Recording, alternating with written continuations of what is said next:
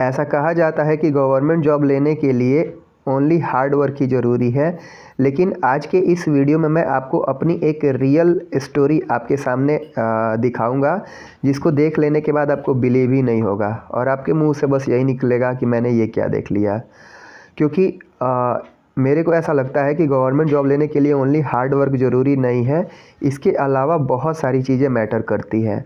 मैंने एक video publish किया था जिसमें मैंने अपने IBPS RRB ऑफिस असिस्टेंट के इंटरव्यू एक्सपीरियंस को आपके साथ शेयर किया था।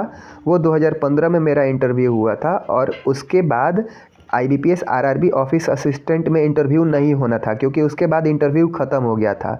तो 2015 में मेरा जब फाइनल सिलेक्शन नहीं हुआ, इंटरव्यू में मेरे कम मार्क्स आए थे, तो अगले साल जब इंटरव्यू ख़त्म हुआ तो मैं 2016 में ये सोच के प्रिपेयर किया कि इस बार तो इंटरव्यू है ही नहीं, पूरा एफर्ट प्रीलिम्स एंड मेंस पे लगाते हैं और इस बार सिलेक्शन ले लेते हैं।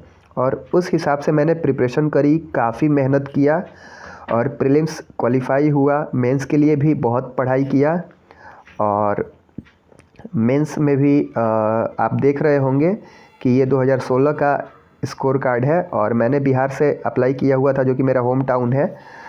तो यहाँ पे आप देखेंगे कि मेरे स्कोर कार्ड ये बने थे, आप देख सकते हो। रीजनिंग में 40 मार्क्स का था, जिसमें 30.50 आए थे। कंप्यूटर में 40 में 34 थे। जनरल अवेयरनेस में 40 में 26। मैंने हिंदी लैंग्वेज को ऑप्ट किया हुआ था, क्योंकि उस टाइम पे मैं इंग्लिश में उतना एफिशिएंट नहीं था, और मैं हिंदी में खुद को ज़्यादा कंफर्टेबल समझता था, तो मैंने हिंदी ऑप्ट किया हुआ था। और न्यूमेरिकल एबिलिटी में मेरे 24 मार्क्स आए थे और ओवरऑल 200 में 134.88 मार्क्स आए थे। और ये मार्क्स उस टाइम पे काफ़ी अच्छे मार्क्स थे और मैं इस बात को लेके अश्योर्ड था कि अब इस बार मैं तो ज्वाइन कर ही लूँगा, और सिलेक्शन हो गया। लेकिन अभी मैं जो बताऊँगा, जिसको सुनने के बाद आपके होश ही उड़ जाएंगे। आप जानते होंगे कि बिहार में उस टाइम पे UBGB में उत्तर बिहार ग्रामीण बैंक में यूआर कैटेगरी की अप्रॉक्सीमेटली 400 के आसपास वैकेंसी थी। यूआर कैटेगरी की मैं बात कर रहा हूँ। तो इन 400 वैकेंसी को जीरो कर दिया गया।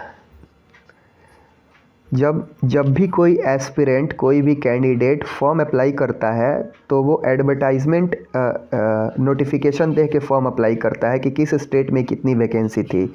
और मैंने भी उसी एडवर्टाइजमेंट को देख के अप्लाई किया। वहाँ पे उत्तर बिहार ग्रामीण बैंक की इतनी वैकेंसी थी और जब फाइनल रिजल्ट आया तो ये 400 वैकेंसी को जीरो कर दिया गया।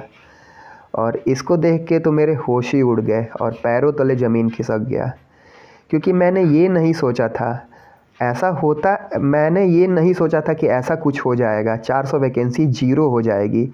मैंने ये सुना था कि वैकेंसी घटती है, बढ़ती है, लेकिन जीरो हो जाती है, ये तो हमारी सोच से परे था। इसके रिगार्डिंग बहुत सारे कैंडिडेट ने पटना हाई कोर्ट में केस भी किया, लेकिन अल्टीमेटली कोई कंक्लूजन नहीं निकल पाया। और यहाँ पे मैं बुरी तरीके से, मतलब निराशा हाथ लगी। आप इसको क्या कहेंगे, ख़राब किस्मत कहेंगे या बहुत ही ख़राब किस्मत कहेंगे? क्योंकि मैं किसी भी और स्टेट से अप्लाई करता तो मेरे जितने मार्क्स थे ना, उतने पे मेरे किसी भी स्टेट से आराम से सिलेक्शन हो जाता, लेकिन मैंने अपने होम टाउन में ही सिलेक्शन नहीं ले पाया। उस टाइम पे उत्तर बिहार ग्रामीण बैंक अगर ये 400 वैकेंसी थी, इसको जीरो नहीं करता। 400 यूआर कैटेगरी की थी, ओवरऑल इसमें 1000 वैकेंसी के आसपास थे। मतलब office assistant and officer scale 1 दोनों को मिला के अप्रॉक्सीमेटली 1000 वैकेंसी थी। लेकिन मैं तो ऑफिस असिस्टेंट के लिए था और इसमें यूआर की अप्रॉक्स 400 वैकेंसी थी और इन 400 को जीरो में कन्वर्ट कर दिया गया। अब आप इसको देख के क्या बोलोगे? क्या ये ख़राब किस्मत है या बहुत ही ज़्यादा ख़राब किस्मत है? इन सब को देखा तो ना मेरे को रोना आया ना हंसना आया, और सोच से परे था, क्योंकि मैं इस उम्मीद में था कि इस बार तो डेफिनेटली मैं ज्वाइन कर ही लेने वाला हूँ। और काफ़ी एफ़र्ट लगाने के बाद, मेहनत करने के बाद भी बहुत बड़ी निराशा यहाँ पे हाथ लगी। और मैं मन ही मन सोच रहा था कि काश मैंने एडवर्टाइजमेंट जब देख रहा था किसी और स्टेट से अप्लाई कर देता। लेकिन वो कहते हैं ना कि जो हमारे किस्मत में लिखा होता है वही होता है, चाहे हम जितना भी प्रयास कर लें, होना वही है जो होना होता है। और इसके बाद मैं बिल्कुल ही निशब्द हो गया और मुंह से कोई शब्द ही नहीं निकल पाए, क्योंकि दुनिया आपका रिजल्ट देखती है। वो ये नहीं समझेगी कि वैकेंसी विड्रॉ कर लिया गया, वैकेंसी ज़ीरो कर दिया गया, बस वो ये पूछेगी कि सिलेक्शन हुआ या नहीं हुआ। और मैंने इस पे काफ़ी मेहनत किया था और यहाँ पे निराशा हाथ लगी, बुरी तरीके से निराशा हाथ लगी। और इस टाइम पे मैं पैरेलल प्रिपरेशन एसएससी सीएचएसएल के भी करता था और मेरा टाइपिंग स्किल टेस्ट भी था।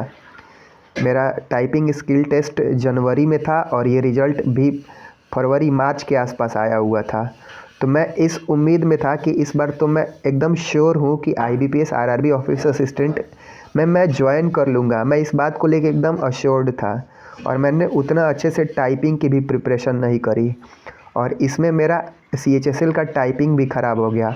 वहाँ पे भी मेरे काफ़ी अच्छे मार्क्स थे, मेरे मेरिट से 12 नंबर एक्स्ट्रा थे फाइनल मेरिट से, लेकिन मैं टाइपिंग में फ़ेल हो गया। जो कि वहाँ पे DEST होता है जिसमें 5% एरर होते हैं, तो वहाँ पे 5.85 एरर हो गए थे।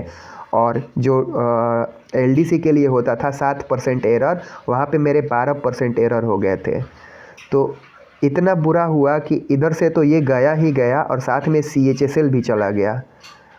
और वो कहते हैं ना कि जो होना है वही होता है, चाहे हम कितना भी प्रयास कर लें। और मेरे को बस यही रियलाइज़ हुआ कि ओनली हार्ड वर्क ज़रूरी नहीं है, आपको सिलेक्शन दिलाने में बहुत सारी चीज़ें मैटर करती है। आपको क्या लगता है? आप अपने विचार कमेंट बॉक्स में ज़रूर बता सकते हैं।